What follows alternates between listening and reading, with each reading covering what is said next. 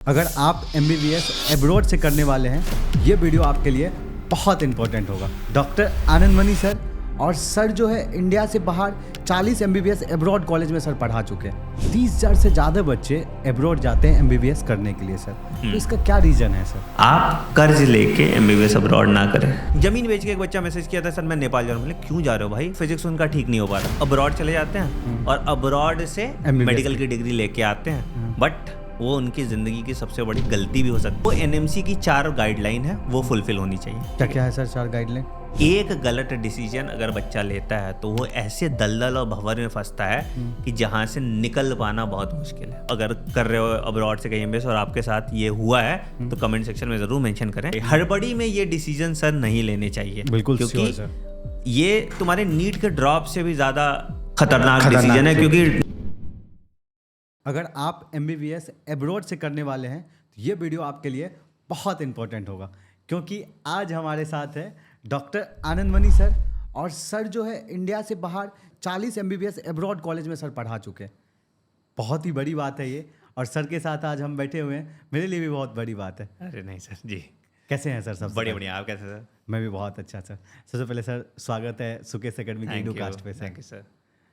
कैसा रहा पटना का जर्नी सर? बढ़िया है सर। पटना में हमेशा इतना ज़्यादा प्यार मिलता है कि ओवरवेलमिंग होता है। मैं तो अब सोच रहा हूँ कि महीने में एक बार तो पटना ज़रूर आऊँ। ओके सर, आप आते रहिए सर, हम लोग आपका स्वागत करते रहेंगे जी। मैं तो चाहता हूँ सर, पटना बिहार से हैं सर, बिहार में ही रह जाओ सर आप। अरे बिल्कुल, मतलब इवेंचुअल प्लान वही है, रिटायरमेंट प्लान यही है कि घर वापसी हो जाए। घर बिल्कुल सर, होना भी चाहिए। कुछ ऐसा जो बाहर कर रहे हो बिहार में आप करें सर, बिल्कुल सर। तो हम लोग उम्मीद करेंगे ऐसा सर।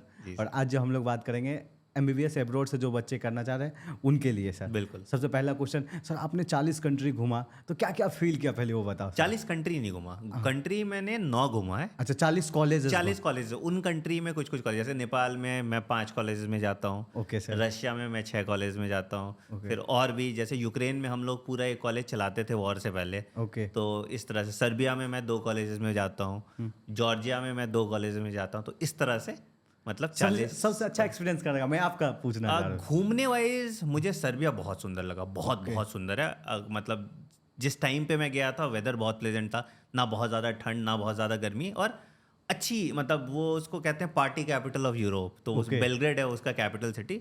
तो बहुत फन था वो, मतलब बहुत इंटरेस्टिंग एक्सपीरियंस था वो। Okay sir.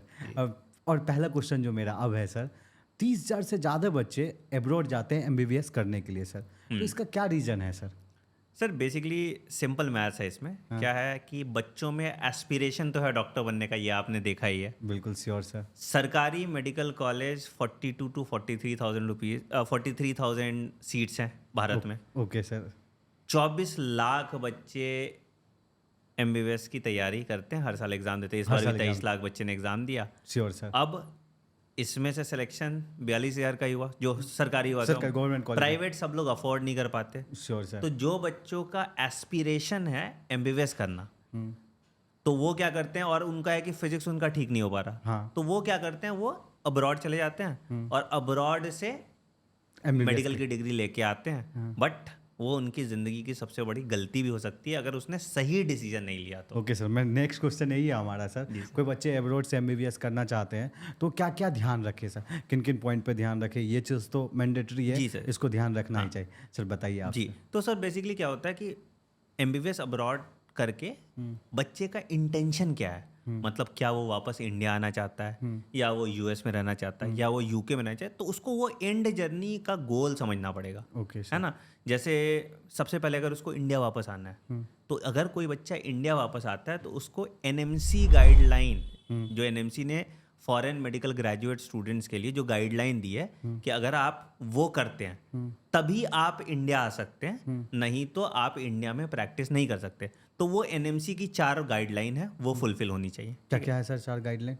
सबसे पहली गाइडलाइन सर उसमें यह है कि जो कोर्स ड्यूरेशन होना चाहिए, मतलब जो MBBS का कोर्स ड्यूरेशन होना चाहिए वो 54 महीने का होना चाहिए, और कोर्स ड्यूरेशन खत्म होने के बाद 1 साल की इंटर्नशिप होनी चाहिए। और जो कोर्स ड्यूरेशन है वो एक ही कंट्री में एक ही कॉलेज में होना चाहिए, और इंटर्नशिप भी जो वो कर रहा है जिस कॉलेज से उसने पढ़ाई की है वहीं से करना चाहिए। जैसे पहले लोग क्या करते थे, मैं 2 साल यूक्रेन में पढ़ लिया और 3 साल मैंने किर्गिस्तान में पढ़ लिया, तो वो अब आप नहीं कर सकते, किसी एक कॉलेज में आपको पढ़ना है। रूल नंबर 1, ठीक है। दूसरा रूल है कि जिस कंट्री से भी वो बच्चा पढ़ रहा है उसको उस कंट्री में अगर इंडिया वापस आना है तो लाइसेंस टू प्रैक्टिस एग्जाम देना होगा और वो एग्जाम क्लियर करके उस पर्टिकुलर कंट्री में लाइसेंस टू प्रैक्टिस लेना पड़ेगा। Okay sir. मतलब अगर रशिया से वो पढ़ रहा है तो रशिया में जाके वो लाइसेंसिंग एग्जाम देगा और उसको रशिया में प्रैक्टिस करने का लाइसेंस मिलना चाहिए, तभी वो इंडिया आके नेक्स्ट एग्जाम दे सकता है। ओके, और नेक्स्ट जिसको एफएमजी बोलते हैं सर। अब मैं दोनों का अंतर बताता हूँ आपको, ठीक है। हाँ। तीसरा एक और क्राइटेरिया उसमें कि ये पूरा कोर्स ड्यूरेशन जो होना चाहिए वो 10 साल का होना चाहिए, 10 साल से ज़्यादा नहीं हो सकता। ओके। तो ये 3 गाइडलाइन एनएमसी बोलती है जिसको बच्चे को फॉलो करना है ताकि वो इंडिया आके नेक्स्ट है, ठीक है। अब मैं आपको नेक्स्ट और एफएमजी का डिफरेंस समझ चाहता हूँ। Okay sir. तो सर पहले जो फॉरेन मेडिकल ग्रेजुएट्स थे जो बाहर से एमबीबीएस करके आते थे उनको एक एग्ज़ाम देना पड़ता था जिसको हम एफएमजी एग्ज़ाम कहते थे। Sure sir. अब इस एफएमजी एग्ज़ाम में क्या होता था कि बच्चा 50% नंबर ला दिया तो वो पास कर गया तो वो इंडिया में फिर इंटर्नशिप करके लाइसेंस टू प्रैक्टिस ले सकता है, ठीक है। और इंडिया वालों को कोई एग्ज़ाम नहीं देना पड़ता था। बट अब सरकार ने ये रेगुलेशन ला दिया है कि जो बच्चा इंडिया में पढ़ रहा है वो भी नेक्स्ट वन एग्जाम देगा और जो बाहर से आ रहा है वो भी नेक्स्ट वन एग्जाम देगा। तो अब यहाँ पे पैरामीटर बराबर हो गया, सेम लेवल प्लेइंग फील्ड हो गया है फॉर इंडियन स्टूडेंट्स ऑल्सो और फॉर जो बाहर रह रहे हैं उससे। तो अब से एफएमजी हट गया है, सिर्फ और सिर्फ नेक्स्ट एग्जाम बच्चे को देना है। ओके, ये तो अच्छा हो गया सर। जी हाँ, फॉरेन मेडिकल ग्रेजुएट्स के लिए ये डेफिनेटली गुड न्यूज़ है। Good sir. बच्चा क्या मिस्टेक करते हैं? जैसे बहुत सारे बच्चे चले जाते हैं एमबीबीएस करने, मैं सुनता कि बाद में वो पछताते हैं, क्या गलती करते हैं सर? सबसे बड़ा प्रॉब्लम क्या है कि दूर का ढोल सुहाना लगता है, एक कहावत हमने सुना है ना सर, बिहार में तो सर बहुत चलता है। बेसिकली प्रॉब्लम क्या हुआ है कि बच्चे एमबीबीएस ये नीट के जर्नी से एस्केप ढूंढते हैं और उनको जो पहला ऑप्शन दिखता है बिना रिसर्च किए वो वहाँ निकल लेते हैं, ठीक है। तो एमबीबीएस अब्रॉड के लिए जब बच्चा वहाँ जाता है तो अब क्या है कि वो उसने देखा ही नहीं कि एनएमसी गाइडलाइन अबाइड करता है कि नहीं करता, उसने फीस की बात ठीक से नहीं की और ये इतनी अनऑर्गेनाइज्ड एजेंसी है ना जो ये कंसल्टिंग वाले लोग हैं, ये इतना अनऑर्गेनाइज्ड है कि अकाउंटेबिलिटी इसमें है ही नहीं। अब मान लीजिए कि कॉलेज है, मैंने बोल दिया कि अरे यहाँ चले जाओ, यहाँ 25 लाख में तुम्हारा हो जाएगा। 25 लाख तो मैंने बता दिया कि ट्यूशन फी है, मैंने ये नहीं बताया कि तुमको हर साल वीज़ा देना है, वीज़ा एक्सटेंशन देना है, मेडिकल इंश्योरेंस देना है, एयरपोर्ट पिकअप देना है, खाने का तुम्हारा कंपलसरी होगा, हॉस्टल मैं दूंगा, हॉस्टल इतना सीटें दूंगा, इन सब पे कोई क्लैरिटी से बात नहीं करेगा। तो जो 25 लाख में मैंने माल बेचा वो पता चला करते करते करते करते बच्चा जा रहा है तो 40 लाख का हो गया। तो जो बच्चा मुश्किल से 25 लाख अफोर्ड कर सकता था मजबूरी में वो 40 लाख अफोर्ड कर रहा है। ये सबसे बड़ा स्कैम होता है। ओके, डार्क रियलिटी है। दूसरा कि मुझे नहीं पता ना, जैसे मैंने बोल दिया कि रशिया में XYG कॉलेज है, ठीक है।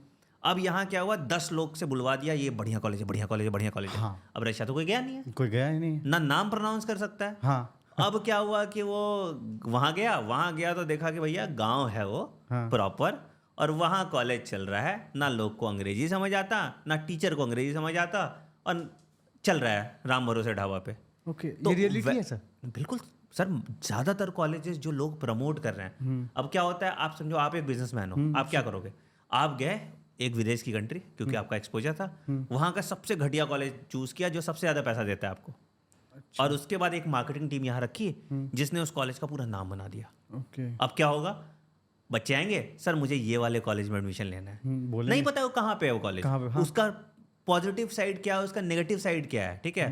बच्चा चला गया, वहां जाने के बाद अब क्या वापस आएगा बेचारा, क्या वापस, उनको तो पता उसने फीस दे दिया, सब कुछ दे दिया, तो सोचा जब लुटे ही हैं तो थोड़ा और लुट जाएंगे। सर आप हॉस्टल्स का हालत देखोगे ना, मैं 1-2 यूनिवर्सिटीज जब गया था तो डॉर्म लगे जैसे प्लेटफॉर्म पे लोग सोते हैं ना, वैसे 20 बच्चे एक कमरे में हैं और एक वॉशरूम में। ओके। वॉशरूम ना साफ हो रहा है ना कुछ हो रहा है, खाने के नाम पे दाल में से पानी है।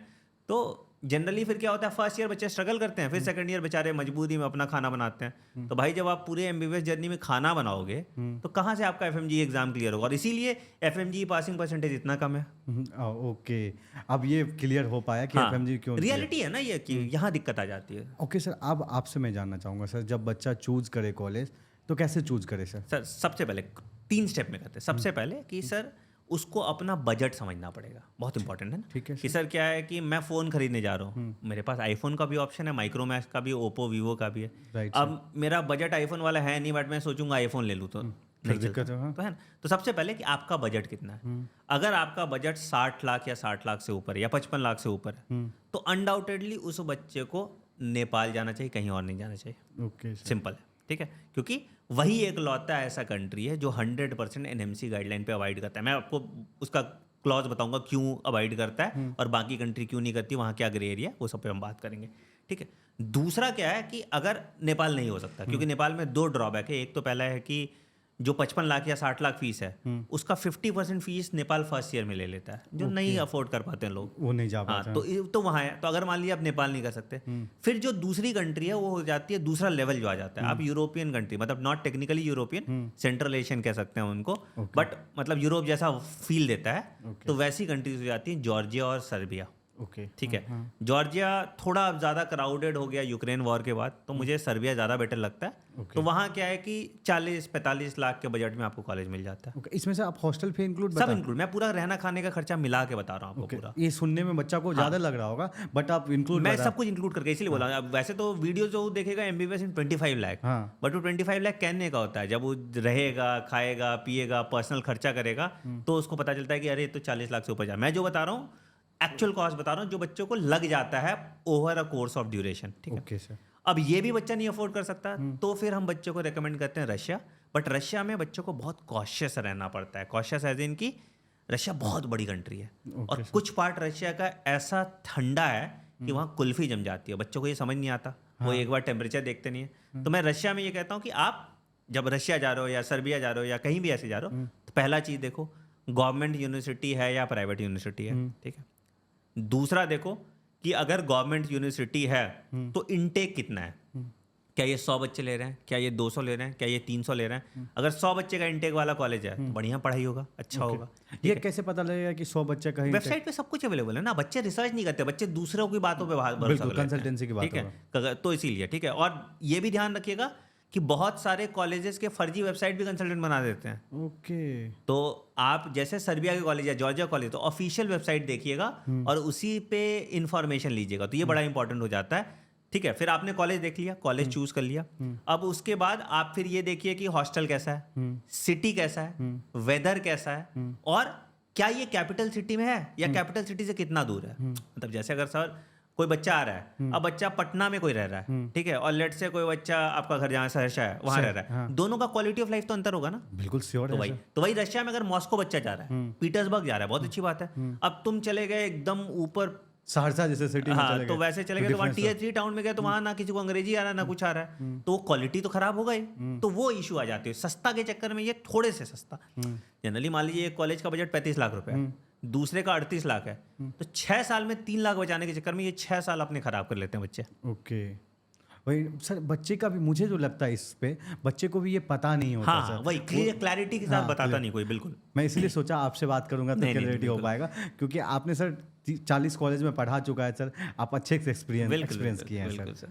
सर लास्ट क्वेश्चन जो है हमारा सर, कि ये जानना चाह रहा हूँ सर, जो बच्चे जैसे एब्रॉड से एमबीबीएस कर रहे हैं, नेपाल से कर रहे हैं या सर्बिया से कर रहे हैं, किसी भी कंट्री से कर रहे हैं, वो जब इंडिया आएंगे तो प्रैक्टिस कर सकते हैं, उसके लिए क्या क्या तो सर वही, अगर कोई बच्चा एनएमसी का सारा गाइडलाइन फुलफिल करता है, फिर वो इंडिया आता है, तो इंडिया आने के बाद अगर उसको एक एग्जाम देना पड़ेगा, that is next one exam. Okay, हाँ। उसने नेक्स्ट वन एग्जाम दिया, 50% नंबर लाया, तो नेक्स्ट वन एग्जाम उसका क्लियर हो गया। परसेंटाइल, ठीक है, 50% जो नीट का क्वालिफाइंग होता है, ठीक है, उसका नेक्स्ट वन एग्जाम क्लियर हो गया। नेक्स्ट वन एग्जाम क्लियर होने के बाद वो ये करेगा, मतलब कि इंटर्नशिप करेगा इंडिया में आके। Okay sir. ठीक है, उसके बाद वो नेक्स्ट 2 एग्जाम देगा, जो पास और फेल एग्जाम होता है, उसमें जनरली लोग फेल नहीं करते। ओके। और तब जाके उसको परमानेंट रजिस्ट्रेशन मिलेगा इंडिया में प्रैक्टिस करने का। ओके, मतलब कर सकता है आके। हाँ, जी कर सकता है, बट वही कॉलेज से कर सकता है जो एनएमसी गाइडलाइन अवॉइड करता है। ओके। ठीक है, जो बच्चा ऐसा है कि मुझे इंडिया नहीं आना, तो वैसे भी बहुत सारे ऑप्शंस होते हैं कि वो बच्चा यूएस का एग्जाम दे सकता है, यूएस असेंबली कर लेता है, प्लैब का एग्जाम देता है, प्लैब यूके के लिए, फिर एएमसी देता है ऑस्ट्रेलियन मेडिकल काउंसिल के लिए, ठीक है, फिर डीएचए देता है दुबई के लिए। तो अलग अलग कंट्रीज के अपने लाइसेंसिंग एग्जाम है जो बच्चा अपीयर कर सकता है और वहाँ उन कंट्रीज में ही प्रैक्टिस कर पाता है। बट होता क्या है इसमें सर कि बच्चे गुमराह रहते हैं कि अच्छा ठीक है कोई बात नहीं, नेक्स्ट नहीं हुआ तो मैं यूएसएमएलई कर लूंगा। अरे भाई पहले तो यूएसएमएलई का फुल फॉर्म देखो, फिर देखो यूएसएमएलई में कितना खर्चा बैठता है। सर यूएसएमएलई में सिर्फ एग्जाम पास करना नहीं होता, उसमें लेटर ऑफ रिकमेंडेशन होता है, तो बच्चा को यूएस जाना पड़ता है। अब जाने आने का खर्चा कौन जोड़ेगा? कौन अब खुद करना ये सब मैथ वो करेंगे नहीं। तो मैच मेकिंग होता है वहाँ पे कि मतलब वहाँ जाके बच्चा रेसिडेंसी करता है, वहाँ पैसे लगते हैं, ठीक है। प्लस यूएसएमएलई 1-2 आप दोनों निकाल भी लो, फिर भी बहुत 50% चांस है कि आपको रेसिडेंसी मिलेगा। ओके। ये लोगों को समझ नहीं आता। तो वैसे हमें एंड गोल पता होना चाहिए, और उस एंड गोल हम अचीव कैसे करेंगे वो पता होना चाहिए, तभी तो मैं 6 साल इन्वेस्ट करूंगा ना यहाँ पे सर। नहीं तो मैं 6 साल क्यों इन्वेस्ट करूंगा? invest तो ये चीज़ ध्यान रखना होता है हमेशा। तो सर, सबसे ज़्यादा इन जनरल बात करें तो सर बच्चा कौन से कंट्री में जाते हैं? सबसे सस्ता रशिया जाता है, सबसे ज़्यादा बच्चा। लगभग 10 से 12 हज़ार बच्चे हर साल रशिया जाते हैं। अच्छा, क्योंकि वहाँ एक सस्ता में तो नंबर ऑफ कॉलेज ज़्यादा है, 98 कॉलेज है वहाँ पे, 98 कॉलेजेस हैं रशिया में, सिर्फ रशिया में। आप सोच लो, ठीक है, बहुत बड़ा कंट्री है, तो अकोमोडेट भी कर लेता है इतने लोगों को, ठीक है। प्लस वहाँ की आबादी कम है, तो उनके बच्चे हैं ही नहीं उतने सीट देने के लिए, तो ये हमारे वाले ही भर रहे हैं वहाँ पे, ठीक है। प्लस सस्ता है।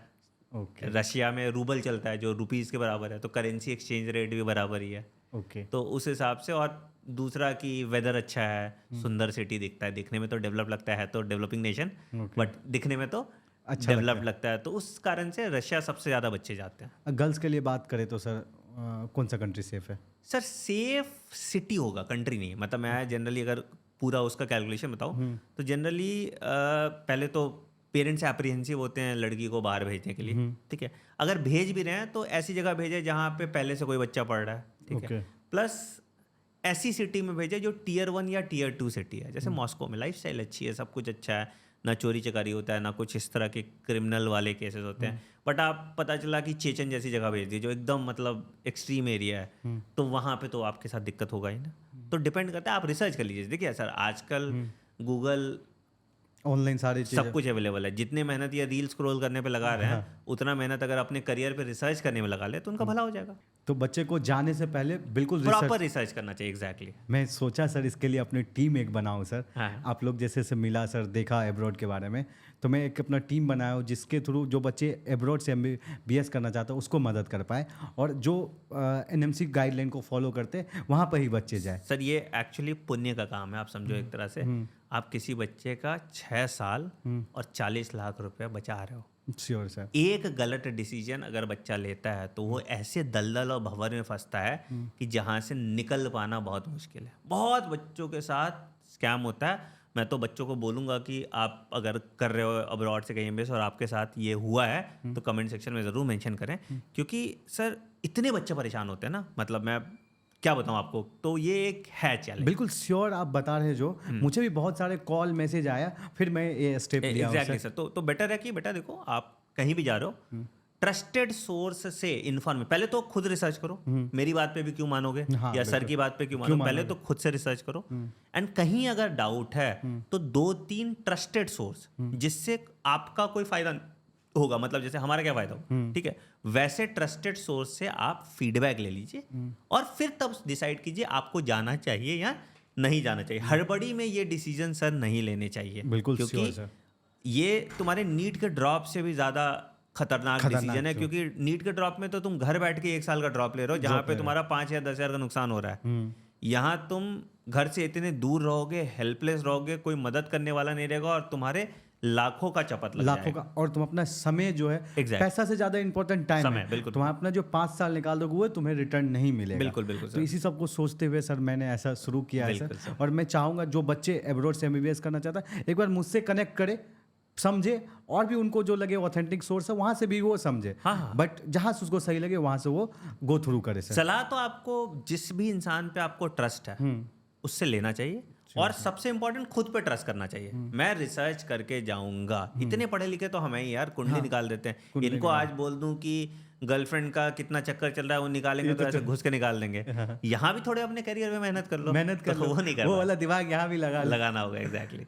सर एक चीज और मैं ऐड करना चाहूंगा। एक और जो गलती बच्चे करते हैं ना सर, कर्ज लेके MBBS अब्रॉड करने जाते हैं। तो मैं जनहित में एक मैसेज जारी करना चाहूंगा, बेटा आप कर्ज लेके MBBS अब्रॉड ना करें। सर रीज़न क्या होता है कि सिर्फ एमबीबीएस अब्रॉड से आपने कर क्या है, आपने कर्ज लेके कर भी लिया, इंडिया आके पहले तो तुम नेक्स्ट 1 क्लियर करोगे, फिर तुम इंटर्नशिप करोगे, फिर तुम नेक्स्ट 2 दोगे, फिर तुम पीजी करोगे, तो भाई तुम्हारा वो लंबा लाइफ साइकिल जो उसका ब्याज इतना हो जाएगा ना, इंटरेस्ट इतना हो जाएगा कि वो तुम्हारे लिए बहुत बहुत बहुत डिफिकल्ट हो जाएगा। अब उस बच्चे को क्या होगा, बेचारे को सिर्फ एमबीबीएस करके आके नौकरी करना पड़ेगा अपना ब्याज चुकाने के लिए, Sure, तो वो रेकमेंडेड नहीं है। उससे बेटर है आप इंडिया में कुछ और कर लीजिए सर। हाँ, बहुत सारे ऑप्शन है आप बायो एग्जैक्टली। तो ये वाला जैसे मैंने देखा है बच्चे को जमीन बेच के, एक बच्चा मैसेज किया था, सर मैं नेपाल जा रहा हूँ। मतलब क्यों जा रहे हो भाई, उस जमीन पे कुछ उगा लो, कुछ और बिजनेस कर लो। मतलब डॉक्टरी बनना एंड ऑफ द वर्ल्ड नहीं है। तो ये चीज़ें लोगों को समझना पड़ेगा, और हमें भी एज मतलब जो लोग भी एमबीबीएस अब्रॉड किसी बच्चे को भेजते हैं, प्लीज़ इस चीज़ का ध्यान रखिए कि कर्ज लेके बच्चा ना करे मेडिकल। ये भी हम लोग भी इस चीज़ को बहुत इंश्योर important। हाँ करेंगे सर। बिल्कुल, मैं बच्चों को बोलता हूँ, बट अब कुछ बच्चे नहीं मानते तो उसका क्या कर सकते हैं। क्या But कर सकते हैं, हाँ। ये तो है सर। चलिए सर, मैं भी ध्यान रखूंगा जी इस सर। बात का sir. Thank you sir, thank you so much sir. बहुत अच्छा लगा बात सेम करके। है सर, थैंक यू।